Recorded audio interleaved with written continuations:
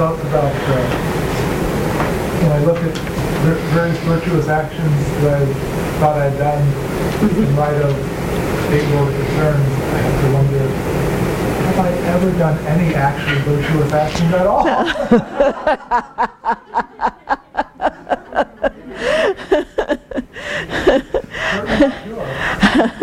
Yeah, we see, we shouldn't criticize ourselves, but we should see that it's actually difficult sometimes to do things completely pure.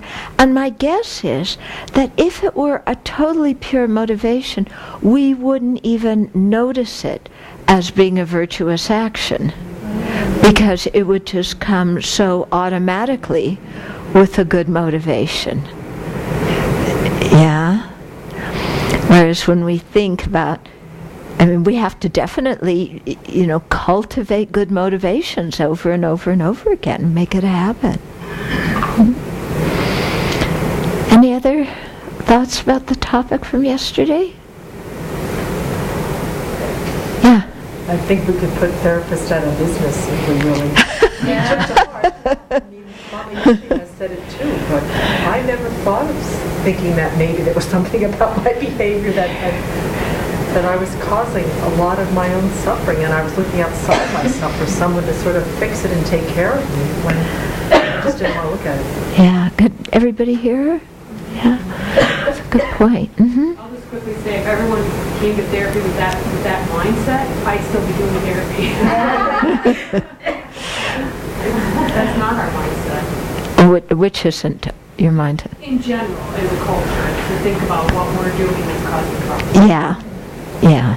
That may be our unethical behavior, or maybe even just not only what we're saying and doing, but, are we coveting something that isn't ours? Are we, stuck in malicious thought? Are we clinging to wrong views? And how are these things causing our psychological problems? For example, one kind of wrong view is just thinking that everything's going to remain the same. Isn't it? Yeah? This isn't that everything's going to remain the same. Or, and that's certainly a wrong view, isn't it? Yeah, because people don't remain the same. Relationships don't remain the same. And so, so often when we have problems, what we're, reeling against is the reality of change. We don't want something to change. Yeah, and it's that non-acceptance of change that then, really causes so much pain. Those of you who've been to therapy, do your therapists ever talk about the fact that things change and not to cling on? Yeah, they do. Yeah, because, that's a really important point, isn't it? But you still should have the right to be mad about it. Oh, okay. So even though it changed, and that's natural, you have the right to be mad. In fact, you need to work with that. That's what I was told anyway. Yeah, yeah. Don't be a martyr. I'm trying not to be angry. Don't be a martyr about this. Yeah. I was told I should be angry about this. Yeah. Really? Yeah. You should be angry. Huh? Anger is often a good thing. Yeah. Just one thing, as a therapist, former, that is completely expected, though, professionally. If you say, not that you have to do it to that degree, but culturally, we're to the point around the whole victim status that if you say to someone, what might you have done in this case that might have contributed about anything, really, I see people reprimanded for that. Yeah. And not being really rude about it, like, well, it must be your fault, but like really trying to help the person. I've seen people reprimanded for that. So it's not... People what for that? Reprimanded. Reprimanded, yeah. Not acceptable. Yeah. Yeah, that's true. Yeah? Yeah, I just had a reflection about the ethical discipline getting mixed in with the early dharmas in a strange kind of way. So there's this one time I was near a pool and there were a lot of ants that were there, and I kept trying to get them out of the pool to kind of save them. But then what started coming through my mind is, are people going to think I'm really stupid for trying to save the life of an ant? Mm-hmm. So, Yes. Yeah. Yeah, that's a real good example of how 8 worldly dharmas interfered with our ethical conduct. Yeah. Yeah. But this is interesting, coming back to your point, that culturally, especially right now, to even mention that somebody might have done something, even in ignorance, even in naivete, that acted as a cause for a bad circumstance. It's you're not supposed to do that. I mean, because I was thinking about these situations. There's been a few of them, of women getting drunk and getting raped at frat parties or football parties. And yes, it's very true that somebody being drunk is not a reason that means you can violate them. On the other hand, if you're a woman, if you take some responsibility and think, okay, if I get myself totally plastered, am I creating a safe situation for myself? Yeah. I mean, it doesn't matter, if you're drinking, it doesn't matter what gender, what the issue is, to really say, am I creating a safe situation? If you drink and then go out and drive and get in a car accident. So really looking at also what we can do. Because I know when I traveled in India, I was a laywoman when I first went in the 70s, and then later was a nun. So of course I dressed very differently. But when you go and you're a Westerner, you think you can dress just as people dress in the West, which is with very little clothing. And if you dress like that in India, it's like, it's like you're. I mean, from the Indian male's viewpoint, it's like you're saying, "Here I am, come get me." Yeah. So on one hand, you have to say, just because someone's dressed like that doesn't mean that you're entitled to do that. On the other hand, to say to somebody, when you're traveling in another country, be aware of what the cultural norms are and dress appropriately. Yeah. Thinking about what Rinpoche said, how we run towards suffering and we accept happiness. And it reminds me of the definition of insanity. Yes. Where you do the same thing again and again and expect a different result. Yeah. When I was studying, I was studying sociology, and I was oriented on the result in my mind already that the problem many families or societies have lies behind inside the families, and I was projecting that on their behavior itself. I was not thinking about ethics at all. And so when you said that, and my gosh, yeah, that's not part of our studies. We don't have it at all. Never, ever. And I'm also for myself, when I thought, okay, I'm born into a family where it was difficult. And I thought, yes, that was an ethical problem what my mother and my father had. It was kind of amazing, good for me to understand myself with that victim mentality, because I could see where the cause lies. Yeah. I heal myself because I can act differently. Right. That's very, very good. Yeah. And I think that's an exceptional point too. To look at, we often look at the problems within our family, and especially between our parents, and then we feel, I was victimized by what happened to them. But when you look at it and you say, they actually had an ethical problem between them. Yeah. there was something going on where, perhaps they weren't keeping really good ethics. Very often in the family, one person's cheating on the other, or one person's speaking very harshly, or both people are, or they're lying to each other, or we start lying. And so how does that create the whole family dynamic? Yeah. I think that'd be very interesting to talk to some people who develop college curriculum, and especially in psychology and sociology, and say, do you talk about ethics? Yeah, only in philosophy. Very narrow view. Yeah. Too. In the workplace, you have to take this ethics training or something like that. It's ethics regarding money. Unethical conduct is embezzlement or conflict of interest. Right. Lying to get ahead, that's never mentioned. Yeah. It's true. Yeah, lying to your clients. When I'm in Singapore and talk to the people, most of them say, how do you close a business deal if you tell the truth? You have to lie to your clients. And I say, but if you lie, then they find out, they won't come back to you. So if you tell the truth, you may not make as much money right now, but they'll trust you and come back over the years. Really? My goodness, but people don't think like that. And apparently, if you go to mainland China, to close a business deal, you have to give people gifts. You have to take them out to dinner. You have to drink. Yeah, that's what I hear from people. My Singaporean friends, anyway. Yeah.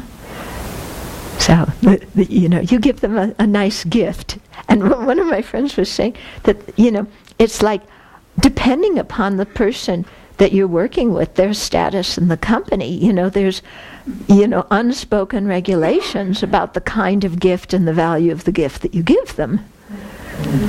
Yeah, and if you don't give that gift, forget it. But quite interesting, isn't it? Huh?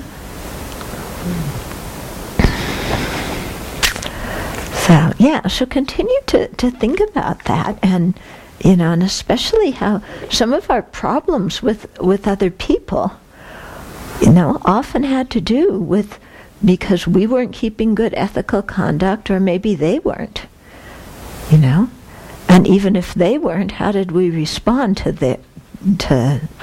what they were doing? And if we weren't, how did they respond to us? And it's really quite illuminating, isn't it? Mm-hmm. Yeah. I've often thought that so many of our problems could be eliminated, one, if we just kept the 5 precepts. I mean, the 5 precepts, to abandon killing, stealing, unwise, unkind sexual behavior, lying, and taking intoxicants. If we just abandon those 5, so many of our problems on this planet would be stopped. I mean, the newspapers, what would they write about? Yeah? Really, what would they write about? So I think so many, maybe we can't, society is composed of individuals, so if we as an individual do it, we're contributing to a society who does it. But even if we can't control other people, we can do it in our own personal lives. So I think that already, those 5 eliminate so many problems in our life. And then the other thing that I think would eliminate so many problems, especially in families, is basic human manners. It sounds ridiculous, but my observation, because, I travel and I stay with people and everything, and people tell me their problems. It's called Dear Abbey. Yeah.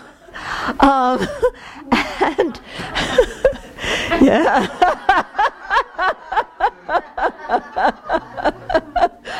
And what was I going to say? I forgot. Manners, yes. That so often what happens between people in families is they think that their family members are so much a part of them that they don't need to say please and thank you. Yeah, just regular human manners that we use, you use when you go to work, you use it with strangers, if you're with strangers, you usually talk in a nice tone of voice. You know that, the service is going to be better if you speak to somebody in a pleasant way. At home, do we think, the relationship will go to be better if I speak to my partner pleasantly? We usually say, I'm home, I'm hungry, where's dinner? Or, I took out the garbage last week, why don't you take it out? Just basic human manners, If you live in a house where people are talking to each other like drill sergeants, and just even the tone of voice and all, that relationship's going to sour just by the tone of voice and the way people talk to each other. Whereas if you live in a house where people say please, thank you, do you need something, can I help? Things that we would say to strangers. So many problems in families just would not exist. What do you think? Is it true or not true? Yeah? It's not many homes where I live are children taught basic manners. Mm-hmm. I mean, you having to tell them that, you say please when you ask for something, so I know that you're asking. Yeah. You say thank you when you're done getting something, so I'll know you're done taking. These aren't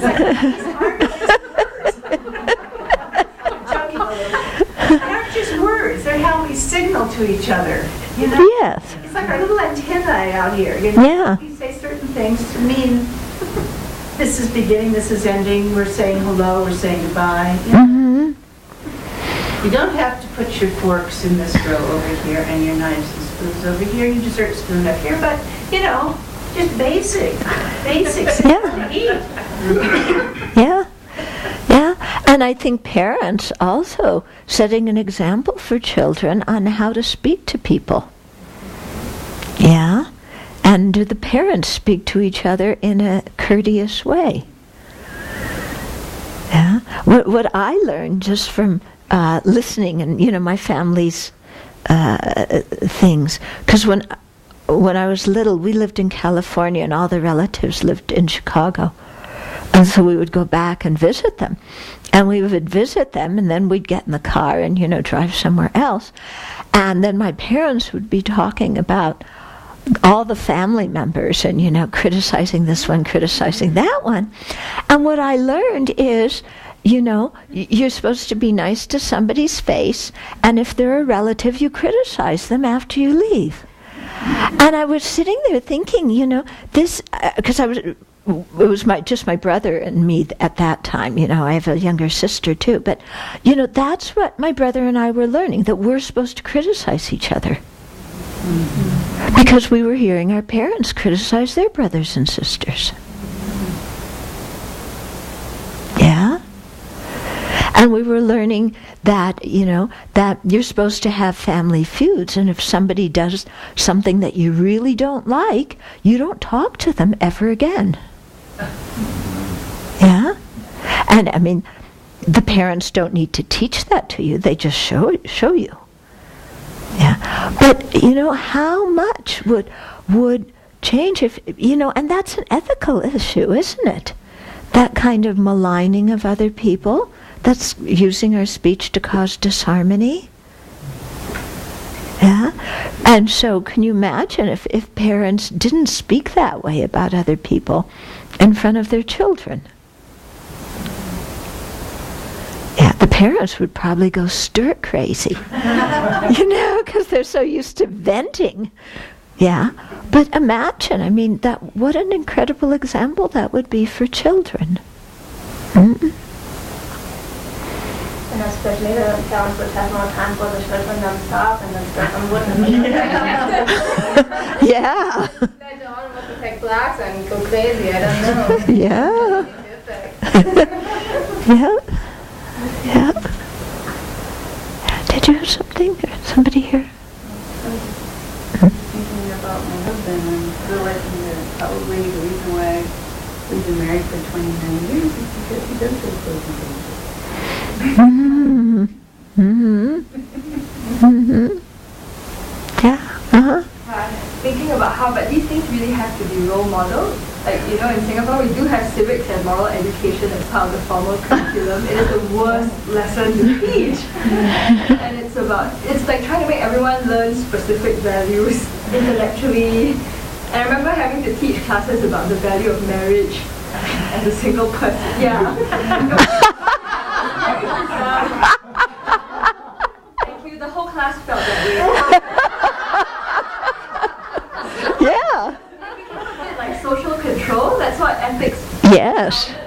Yes. Yeah, you just want me to help, do the right thing to fit in and look like a good kid. So everyone just roll their eyes and not pay attention. Yeah. Yeah. It's kind of sad. Yeah. Okay, shall we continue on with the text? But it's interesting to really think about the role of ethics in our life. Okay. Okay, so we talked about it makes you jealous of those with ethical discipline. It makes your own discipline a mere pretense.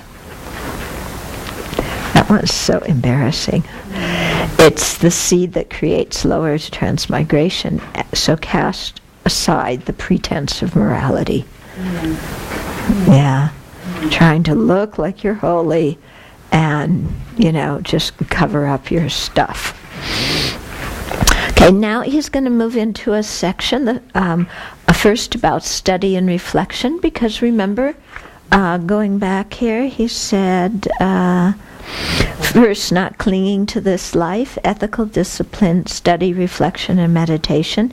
He who perceives these for life's sake is not a practitioner, so cast this aside. So that was in verse 4. So now it's going to go into more depth, first about study and reflection, because he finished ethical discipline, and then about meditation. So 8, he who engages in study and reflection is enriched by resources that enhance knowledge. He is endowed with the light that dispels ignorance. He or she is familiar with the road to guide sentient beings. How about we change it to plural? They are endowed with the seed of the Dharmakaya, so you cannot succeed without study and reflection. Okay? So, if you do study and reflection with a good motivation, yeah, in other words, not with the 8 worldly concerns, maybe with bodhicitta, with renunciation, with aspiration for a good rebirth, even just with the wish to be kind to other people in this life, because you care about them. Then through study and reflection, you're enriched by resources that enhance knowledge. So you learn. Yeah, that's the big thing. You learn, and then you think about what you learn. And when you think about it, then it goes in deeper. Yeah. So actually, it's an important thing for me to say here at the retreat is that what you're getting here is the tip of the iceberg. You're getting the learning part and some time for reflection, but the real thing is when you leave here and go home to continue to think about everything you're learning here. So don't just put your notebook away, stick it on your shelf and forget about it. Okay? But really go through what you've, learned here and review your notes. Or, all the teachings will be posted online. You can go back and listen to them, because when you listen to the same thing many times, you really pick up stuff that you didn't pick up at the first time. Okay? They are endowed with the light that dispels ignorance. So that means the light of wisdom. Yeah, when you study, when you think about what you study, then, your wisdom increases and the ignorance declines. So just what we were talking about, this thing of how we know intellectually everything changes and is impermanent, but then, on a gut level, when things change in our life and we don't want them to, we have a fit, and we grieve, or we're depressed, or we're angry, or whatever it is. Okay. Now, if you study, the Dharma, one of the first things you learn is about impermanence and death, and the fact that things don't remain the same, and that it isn't just that they don't remain over long periods of time, but that moment by moment things are changing, that nothing remains the same into the very next moment. Okay? So when you learn that, it starts to change you. When you really sit down and think about that and apply that to your life, it really, really starts to change you. Yeah, when you really start thinking nothing's remaining the same. Yeah, nothing's remaining moment by moment, it's all changing. And then it really begins to dawn on you, since everything's changing moment by moment, there's no value of clinging with attachment to things. Because whatever you cling to with attachment is not going to be the same in the next moment. So if you're holding on to it with attachment, you're going to develop expectations that this person is going to continue to be like this, or this situation is going to continue to be like this, or that it's going to change, but at the end, it's going to have a happy conclusion. We develop all sorts of expectations. Whereas if we really just think about the fact that things are changing momentarily, then you really relax, because you recognize you can't control a whole lot, and there's no sense in being attached to it. Yeah? I mean, we're creating this whole building, which from the moment, I don't know if it's fully come into existence as Chenrezig Hall or not. We were debating, when does it become Chenrezig Hall? At what point did it become Chenrezig Hall? And when you say Chenrezig Hall is being built, how can Chenrezig Hall be in the process of being built if it's Chenrezig Hall? Yeah? But if there's no Chenrezig Hall, then what is being built? That's getting us into things existing by name and concept. But, we can just begin to see, okay, we're putting a lot of effort into building something that is changing in every single moment. And we're changing in every single moment. And in 100 years from now, none of us are going to be here. So who's going to be using Chenrezig Hall in 100 years? And are they going to be using it in the way we want them to be using it? Yeah, because we put in all this time and energy and money to build this hall for a certain purpose, and they better use it that way. Do we have any control?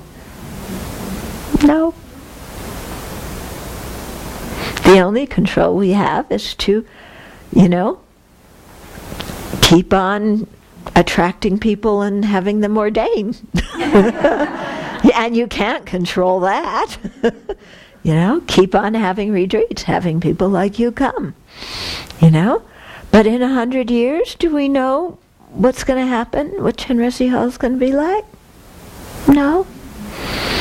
Your place where you live, that you value, that you feel so much, this is my house, my home, where I belong. Maybe you've even lived in a family house for decades, or you go to visit your parents and they're still in the same house for where you grew up, and this is the family home, this belongs to us, this is the real meaning of home, where, in 100 years, who's going to live there? Try 50 years, who's going to live there? You know? Yeah. You know? 10 years, who's going to be living there? Yeah, especially if you have elderly parents. You know, my dad's still living at home. I don't think 10 years from now he's going to be there. Yeah. But yet, you know, we have this feeling of this is mine or this is ours, and we impute all this meaning and value and security and identity to something that doesn't remain the same in the very next moment. Yeah? So when you hear Dharma teachings and you start to think about, let's say, the teaching on impermanence, it really changes how you look at all these things. Yeah? And you start to see there's no sense in getting attached to any of it. There's really no sense. You know? And getting nostalgic over it, getting sentimental over it. Yeah, you're moving out of your family home where you grew up, so you go and even before you sell it, you write the names of everybody who lived there somewhere in the house to make the mark of, you know, my family lived here, and then of course they'll sell it and paint over it or demolish it or whatever, but I have to leave that. But for what purpose? Immortality. Yeah. For what purpose? You know, there's no sense clinging on to these things. Huh? Do we think owning this house is going to give us our identity? Yeah. This is how we make ourselves immortal. Hmm? Interesting. So you get an idea of how, what was it? They are endowed with the light that dispels ignorance, you know, from study and reflection. Can really help you. Or you listen to, let's say, the teachings on equanimity and how we classify people into friends, enemies, and strangers, you know, based on how they relate to me, who's the center of the universe. And then you begin to look at all your judgments and opinions about people and how you classify people and have so much bias, and it's like, wow. Yeah, have you ever had that doing the equanimity meditation? Like, boy, am I off base here. You know, I'm really off base. And yet, this is what our society encourages us to think. You know, these are truly friends, these are truly enemies, these are truly strangers. Yeah, but when you have teachings and you reflect on them, you begin to see that, oh, no, our regular, quote, quote, normal way of seeing things is actually quite abnormal in that it doesn't relate to reality at all. Yeah? Okay? So, you know, you get the light of wisdom in this way. They are familiar with the road to guide sentient beings. Yeah? So when we've heard teachings ourselves, when we've understood them on a deeper level ourselves, then when we meet people who have problems, we have something to help them with. Yeah? We don't have to take out a Buddhist book and start talking about karma, nirvana, and samsara, but we can talk just, you know, because so much of Buddhism is just common sense. Yeah? And so, for example, what we were just talking about, when people come to us and they're furious because of what's happened to them, instead of saying, yes, you should be mad, yeah, you shouldn't forgive them, to say, oh, you know, if somebody wants to do that, say, yeah, that's fine, that's good. Or if somebody's really angry, to say, boy, I can your anger's understandable, but is it going to benefit you? And do you really want to remain angry? What's that going to do to the rest of your life if you remain angry about this? One woman I met at a retreat, her husband was a police officer in the Bay Area. And they got a call one day, and there was something, people were just messing around with something. It was no big deal. But anyway, I don't know how it happened. It wasn't some kind of major criminal something. But somehow one of the guys there shot and killed her husband, who was a police officer. So there she is, a young wife in total shock, and she was furious. She was red hot furious. His family, his parents, also furious. Completely like, why did you have to kill him? And I mean, just over the top enraged. And when it was a capital trial, of course, because it was murder and of a cop. And so at the trial, she was saying, please give him the death penalty. I want this guy killed. Give him the death penalty. And so, the prosecutors love this. When they have a victim's family who says this, the prosecutors love it because it really influences the jury. So, they gave him a death sentence. And then a year or two after that, she met the Dharma. She began to rethink the whole thing, and she decided that she needed to forgive him. But forgiving him wasn't so easy in the whole social situation. First of all, she couldn't tell her in-laws, his parents, that she wanted to forgive the guy that murdered their son, her husband. Because the parents were not at that place yet, and they would have completely blown up at her. She wanted to convey to the man that she forgave him. But she couldn't just write a letter that he picked up at, mail time and read it. Because could you imagine being on death row? Because somebody, said at the trial, kill this guy, and then they write you and say, I forgive you. I mean, this guy's gonna, what a heavy-duty thing for him. He would really need some help to understand this and to accept it. And even if he was able to, because who knows how he's going to react, he might be furious at her in return.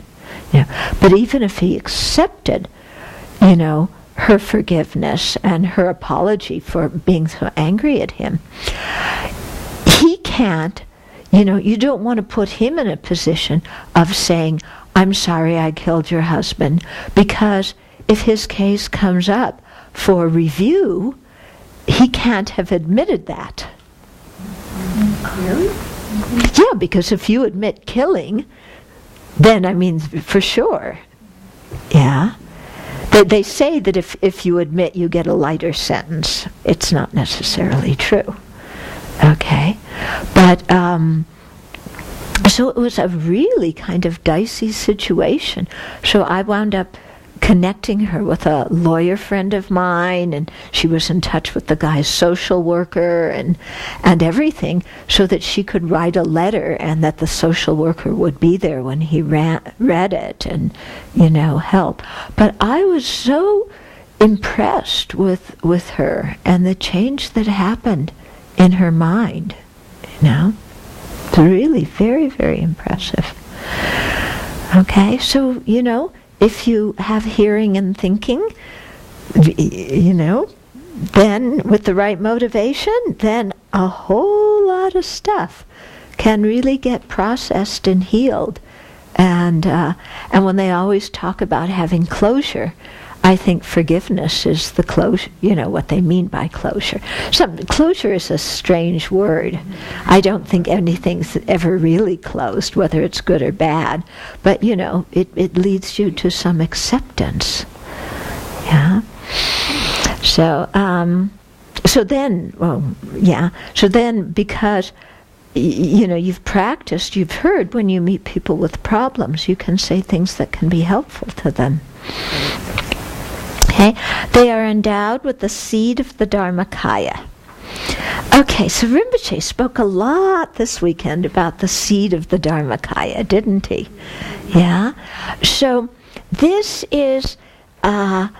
refers to the Buddha nature. Yeah. The actual Dharmakaya is the wisdom mind of a fully awakened being. Yeah. We are not fully awakened beings, so we don't have the actual Dharmakaya. But we have the seed of the Dharmakaya, or what they call the Dharmakaya of the basis. Okay? Which means that by the very nature of our mind, there's the possibility to become a fully awakened Buddha. Yeah. So this kind of Dharmakaya, this seed of the Dharmakaya, it can be in two forms. One, and it's the same with the Buddha nature, how we speak of the Buddha nature.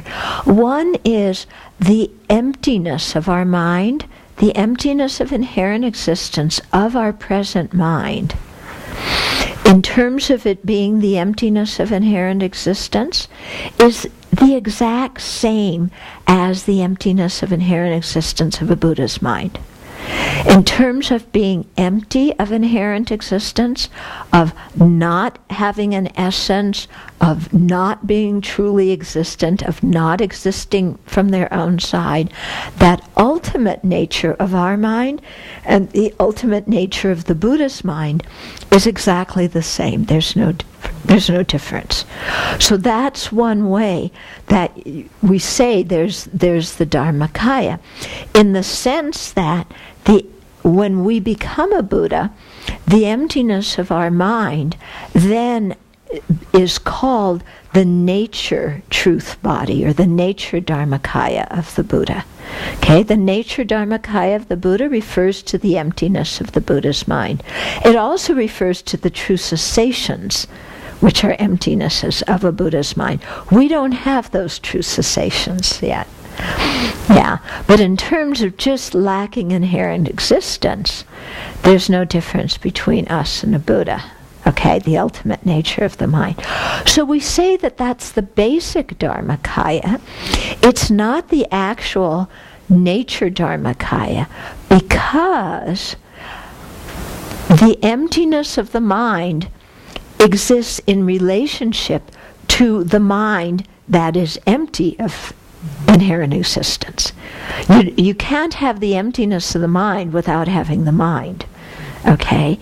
The mind is the conventionally existent thing. Its emptiness is its ultimate nature. Okay? So we say that conventional truths and ultimate truths have one nature, in the sense that one can't exist without the other. But they're also contradictory. They're not the same thing. Okay? So, our mind, our regular conventional mind, is covered by layers of adventitious afflictions. So adventitious means they can be removed. They're temporary. The afflictions have not entered into the nature of the mind. Okay? So our mind is covered by these afflictions.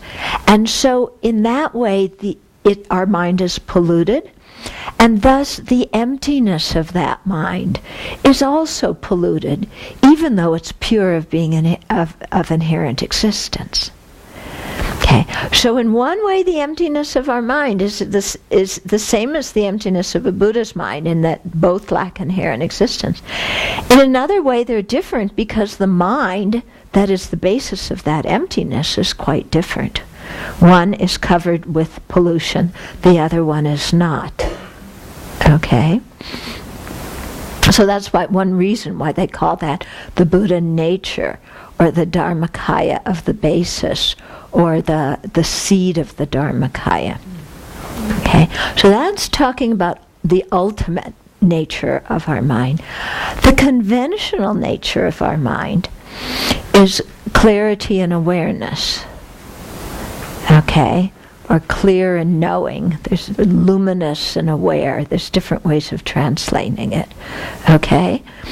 So that the basic nature of our mind is clear in the sense that it can reflect objects like a mirror can reflect objects, and it's aware in the sense that it can engage with objects. Okay? So just from that aspect of being clear and aware, our mind is clear and aware. A Buddha's mind is also clear and aware. Our mind is clarity and awareness. A Buddha's mind is clarity and awareness. The afflictions have not entered into the nature of our mind, but they have covered it.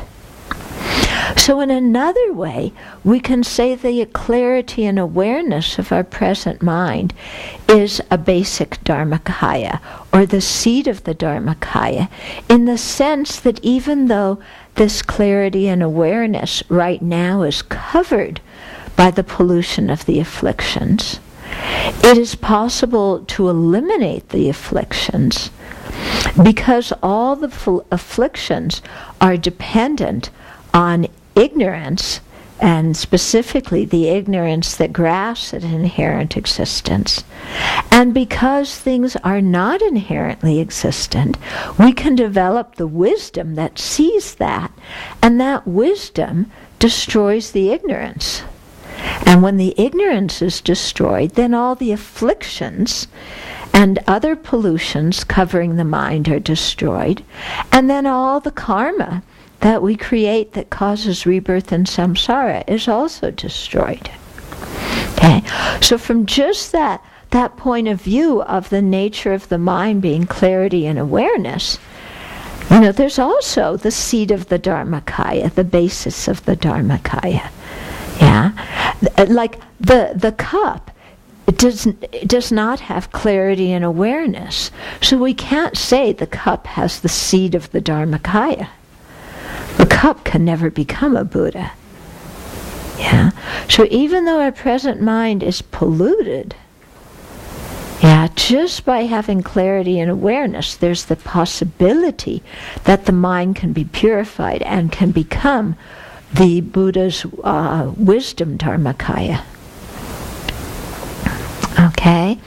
So Rinpoche really spoke a lot about that over the weekend, and then when I was talking with him in the cabin, he commented that when people really have a feeling for having the basic Dharmakaya, or the seed of the Dharmakaya within them, that then it makes it much easier to practice. Yeah, because, and he said this, I was thinking about it afterwards. It's like, okay, you have the empty nature of the mind, you have the clarity and awareness of the mind. Neither of these two things can ever be taken away from the mind. The mind can't lose its clarity and awareness because that's its defining characteristics. It can't lose its purity in the sense of being free of inherent existence because that's its nature. Yeah, that's how it exists. So there it is, the very nature of your mind, on both the conventional and the ultimate sides, is something that can be transformed into the Buddhist mind. So, when he said it's like you're almost at the verge of getting enlightened, you can see how that would be the case. You have the raw, basic nature. It's right there. In addition, we have a precious human life with every single conducive circumstance that is needed to purify this basic Dharmakaya so it can become the Buddha's Dharmakaya, both the nature Dharmakaya and the wisdom Dharmakaya.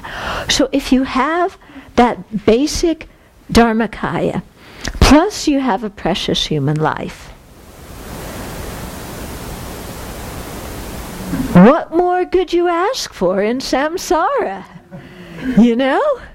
it's like this is it. We hit the jackpot. And, and if we make use of our life, then we can, transform that basic Dharmakaya that's already present into the Buddha's Dharmakaya. Okay? So if we remember this, then we feel really encouraged, don't we? Yeah. And then you see that there's absolutely no space for this, I'm so terrible, I'm so unworthy, I make everybody mad, people are unhappy because I did this and that, nobody likes me, poor me. You begin to see that there is no space for that kind of nonsense. And you just have to stop it. Yeah? You really see that all that stuff, what Lama Yeshe used to call poor quality view, that self-centered thing of, I'm worthless and everything's my fault, is total stupidagio. Completely ridiculous. Okay, it's like the most stupid thing you could ever think. Yeah, when you really believe that there's the wisdom Dharmakaya, then all that self-criticism is really the most stupid thing. Okay? Any kind of feeling of shame that, I'm intrinsically a mess or unworthy or defiled, all of that is BS. Okay? Well, is the seed of Dharmakaya synonymous with Buddha nature? Is what? Synonymous with Buddha nature. Is what? Seed of Dharmakaya. Yeah, I would say it's synonymous with Buddha nature. Mm-hmm. That was my question. Yeah, okay. Okay. So we talk about two Buddha natures. One is the natural Buddha nature, that's the emptiness of inherent existence of the mind.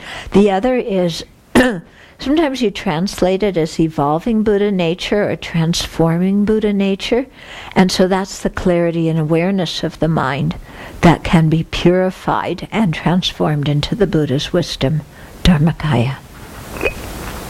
So that's why we need to purify and create merit. That's why we need to hear teachings. That's why we need to meditate, because that's what purifies the mind. Can I take a question maybe? And when we talk about the evolvable or the developable Buddha nature, and sometimes we also hear that it's our qualities of love and compassion that are there, but those are mental factors. That's not the clarity and awareness of the mind, right? So yeah, but the evolving Buddha nature is defined as, anything. I don't know that I'm going to quote it exactly, but it's any virtuous or neutral quality that can continue, that can be developed and can continue on to Buddhahood. Okay, so that includes a lot of different things. Okay? Okay. So the person who studies and meditates is endowed with the seed of the Dharmakaya.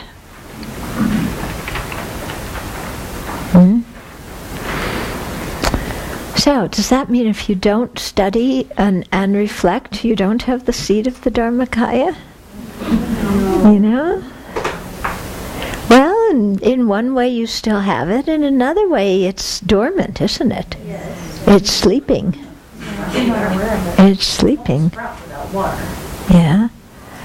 Yeah. Sometimes, there in some of the scriptures they talk about. Some scriptures say everybody can attain Buddhahood, but there is something saying that certain people can't. But the way that's explained in the Prasangika system is it means that temporarily they can't because their minds have too many wrong views. So people for example, that reject the Buddha's teachings, that reject emptiness, that reject the existence of the three jewels, that say that we are inherently selfish and beyond hope. You know, so people with all sorts of wrong views, you know, or really horrible ethical conduct, temporarily,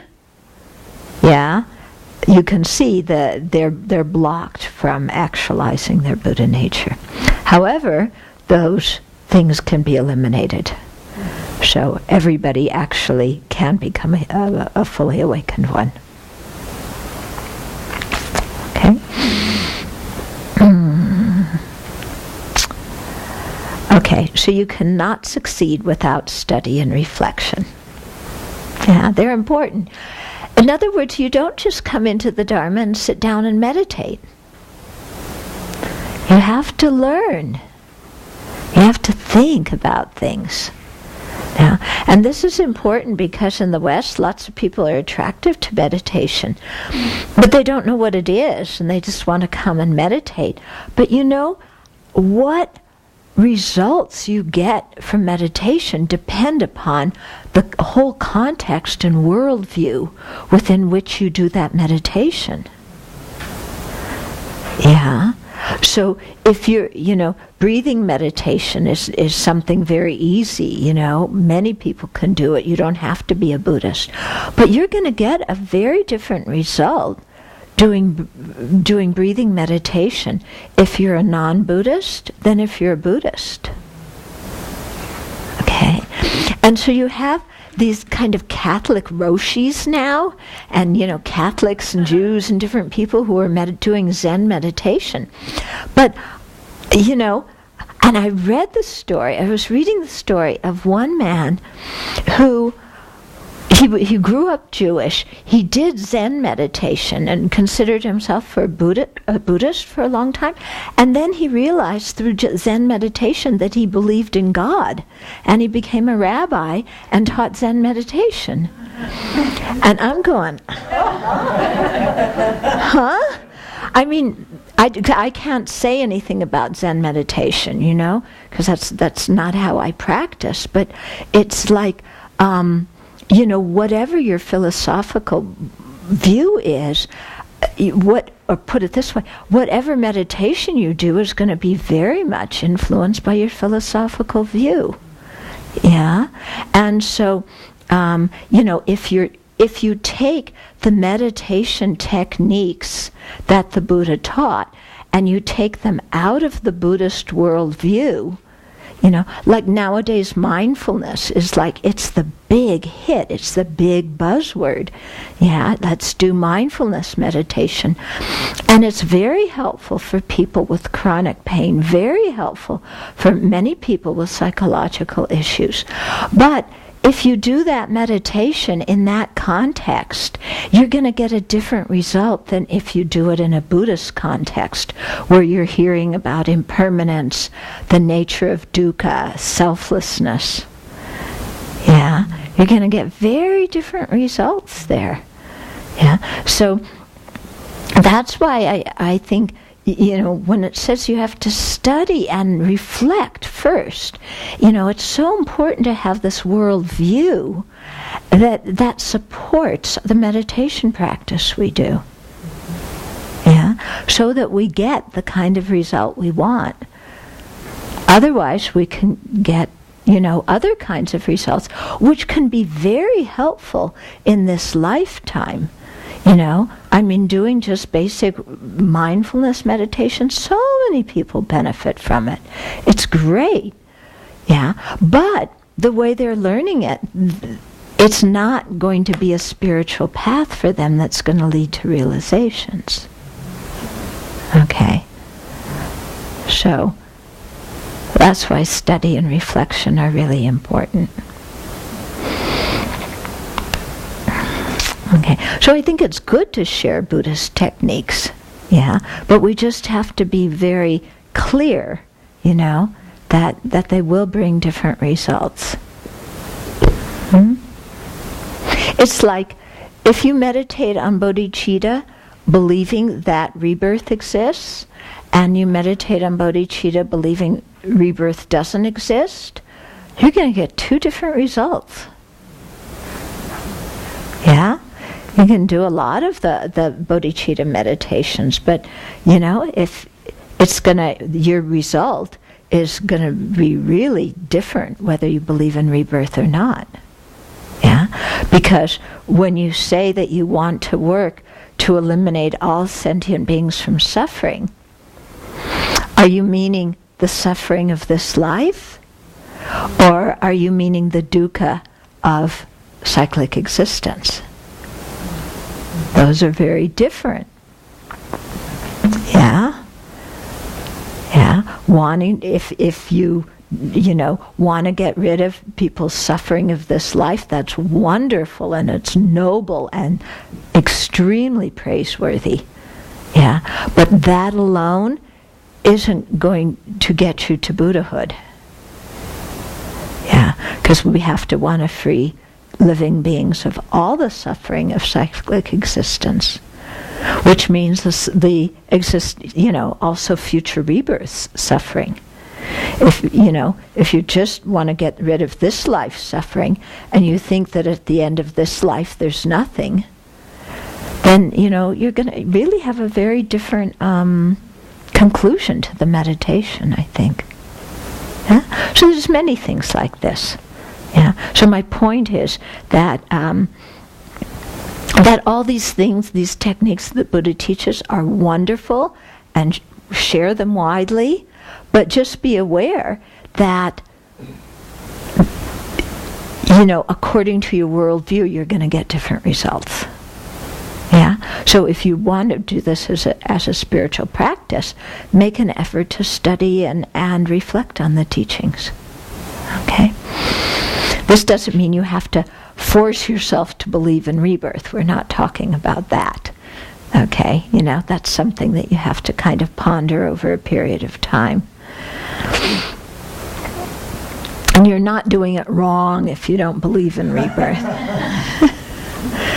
Okay. Okay.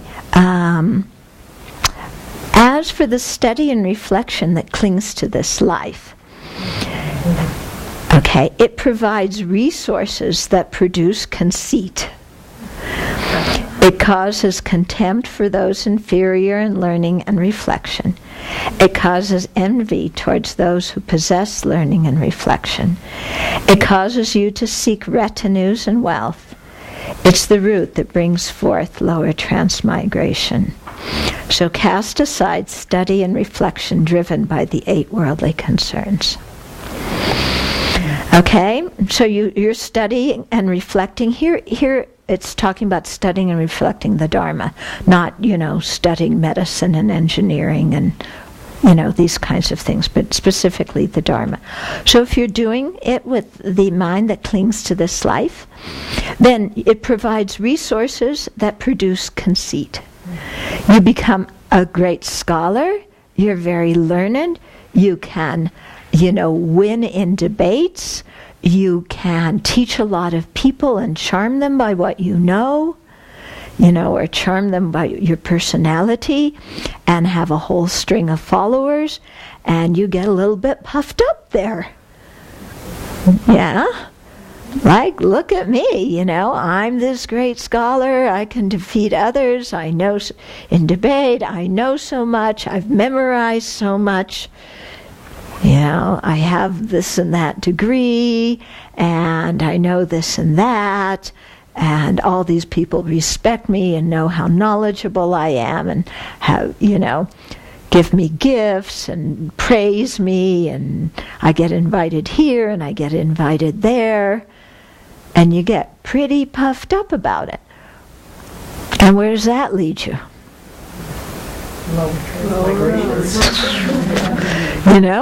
When you're puffed up, you stop learning. Yeah? Yeah, it's a huge trap. They say that at the beginning of your Dharma practice, you're not very conceited because you don't know anything. But it's when you progress a little bit and you start to know something, that's when you get conceited. So isn't it ironic that when you know more about the Dharma, which is supposed to be the antidote to our afflictions, we have more afflictions? Yeah, I know this, I can lead this meditation, I can go and teach this seminar, I can do this, I can do that. I know how to set up the altar, I know how to play the musical instruments, I know how to make dharmas, I know this, Okay, so it provides resources, in other words, respect and money, that produce conceit. It causes contempt for those inferior in learning and reflection. So you did your learning and reflection with the 8 worldly dharmas, you want a good reputation, and then there's the beginning people that come along, or even your own classmates, but who aren't as sparkling as you are. It's like,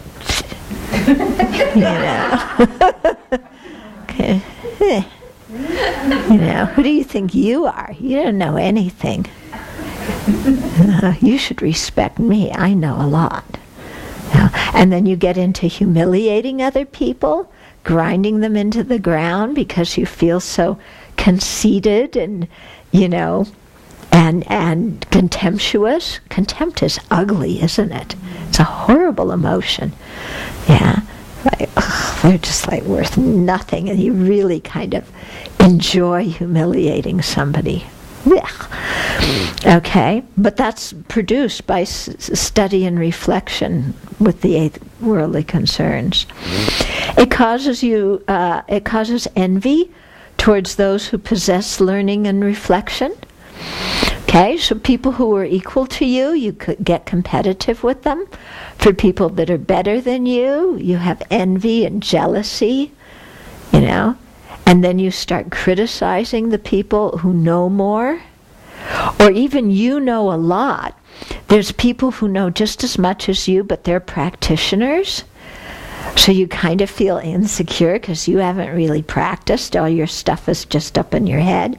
So then you start trashing other people. They don't know as much, or they don't practice, or, oh yeah, so-and-so's they know a lot. They're first in the class, but, we don't know if they really practice or not. Or you're really talking about yourself, but you're putting it on someone else. Really contemptuous, quite ugly. Okay? And envy, want to trash somebody else because you're jealous. It causes you to seek retinues and wealth. So you've gotten the knowledge, you know the text, you can give a good teaching, you can perform an initiation, you can give this vow and that vow, and do this and that, and then you begin to collect titles, and then of course your students think you're so remarkable, and they start calling you Rinpoche and Lama and blah blah blah, and you're I'm a real Rinpoche and a Lama now, and so you seek retinue, you seek respect, you seek wealth. I'm some big high somebody, so everybody should make lots of offerings to me. Don't offer to that little somebody over there. Look at me, I sit on a big high seat. I wear brocade. Oh, really? I wear brocade, I wear silk shirts, I have a lot of names attached, titles attached to my name. And then, then you parade around, you go to India, and you parade around with all your students trotting behind you. Yeah. Because they're groupies. Yeah, they're groupies, and you must be somebody so important. Look at all these students you have, And then if your students give a lot of donations, then you're even more important. Yeah, you have a lot of rich students. Boy, you're really good. And then you get even more stuck up. Okay, so big problems. Yeah, studying and learning with the 8 worldly concerns. Yeah, so that's why, I mean, His Holiness says that you find people teaching in the West who nobody in the Tibetan community has ever heard of them. But in the West, they're Tulku Lama Rinpoche, so-and-so, His Eminence, something. But nobody in the Tibetan community knows who the heck the guy is. Yeah. But they put on a good show. They talk their students into doing who knows what. Yeah. So you have to be quite careful about this kind of thing. And so that's why, when you're looking at different teachers, I mean, look at His Holiness's example. Does he come in and go, I'm Chenrezig? Yeah, I mean, because that's the Tibetan say he's the emanation Chenrezig. Does he come in and say, I'm Chenrezig? You can put your donations here. Actually, this one's kind of small. That one's too small, I want a big cistern. You can put all your donations in there, Now, does His Holiness do that? No, His Holiness says, I am a simple Buddhist monk, that's all. And he doesn't even call himself a teacher. He says, I'm an older friend in the Dharma. Only when he gives tantric initiations, then he says, then you have to see me as your guru, But he does it in a very joking way. Oh, now you have to see me as a Buddha, ha ha ha. But he's not going around kind of, I'm the incarnationist. And you see, the real practitioners are quite humble. Yeah. I went one time to a teaching in New York, and there were some students of one particular teacher, and they're all saying, oh, I'm sure he's realized the path of seeing. I'm sure he has direct realization of emptiness. Yeah. This is one Westerner, Western person. And the students were saying this about him. And I just felt like, and sure enough, there was scandals galore. Yeah. So, anyway, the point is, with your study and meditation, do it with your study and reflection, do it with a pure motivation, and don't become like that, and really be aware of the danger. I was reading something that they found, because they talk about that we have mirror neurons that let us, from a scientific view, that they enable us to have empathy for other people. But they found that people who are in positions with a lot of power, their mirror neurons don't operate in the same way. And you can see sometimes how people in positions of power can't empathize so much with people who don't have so much. I won't mention names.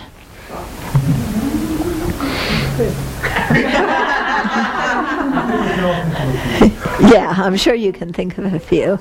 Many of them run for public office. Yeah. But, I found that quite interesting at a mechanical level with the brain. Doesn't that beg the question of which caused which? Yes, definitely. Definitely it begs that question. Yeah. So, okay. It causes you to seek retinues and wealth.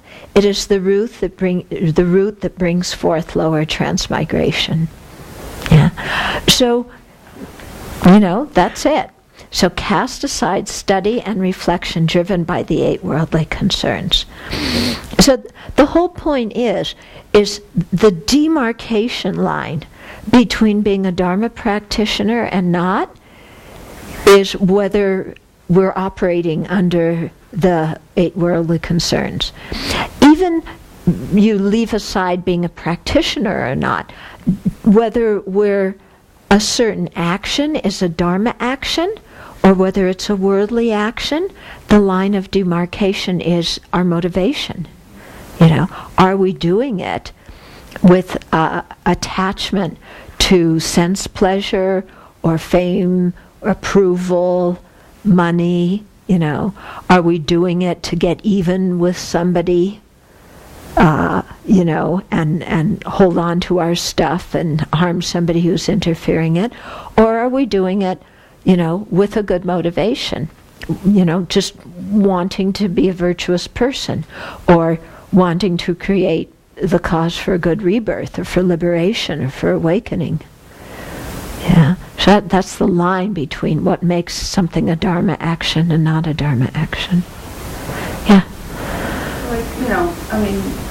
You were giving very funny examples and they looked very clear, but in reality, this is really tricky stuff. Oh. Very tricky stuff. And when you think of and it really makes me sad sometimes when I think of the people who have let that happen to them, because somehow, some way, they lost their connection to their teacher. They lost their connection to the only person who would pull them back into line. And so when this is why you were saying, you have to be really, really careful who you take as your teacher, and you really examine them hard before you take them as a teacher. Because that's the person that is going to keep you from falling in the ditch in these kinds of ways. And it's very important to take someone who's going to tell you the truth, and it's not going to flatter you. It's going to say, you know what, that wasn't right. Yeah, right. And somebody who's going to have that same kind of honesty towards themselves. And not give excuses of, well, I'm the teacher, so I can do this and that. They have one set of rules, I have another. And so in your case, you are very tied. You're very, very tied to your teachers, and they know what you're doing. They come here and see what you're doing. They hear from other people, and they, that you're not hiding out somewhere doing some kind of strange thing. You are very, in a way, you are very public among the right people. What you do is very public among the right people, and they will, if they had something to say to you, they would say it to you. So we're lucky. Okay. So I think we have to close. So I think you have, again, a lot to meditate on tonight and tomorrow morning.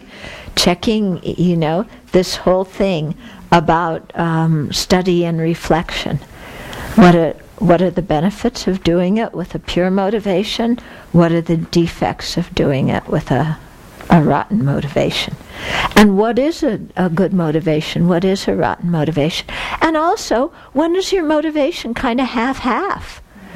And it's like, you start out with a bad one and you kind of notice it and you try and make it good, but there's still a little bit of the rotten stuff. Or you start out with a good one and it kind of slips, And so how are you going to, to recognize that we're not all either virtuous or non-virtuous, that very often there's a lot of different things going on.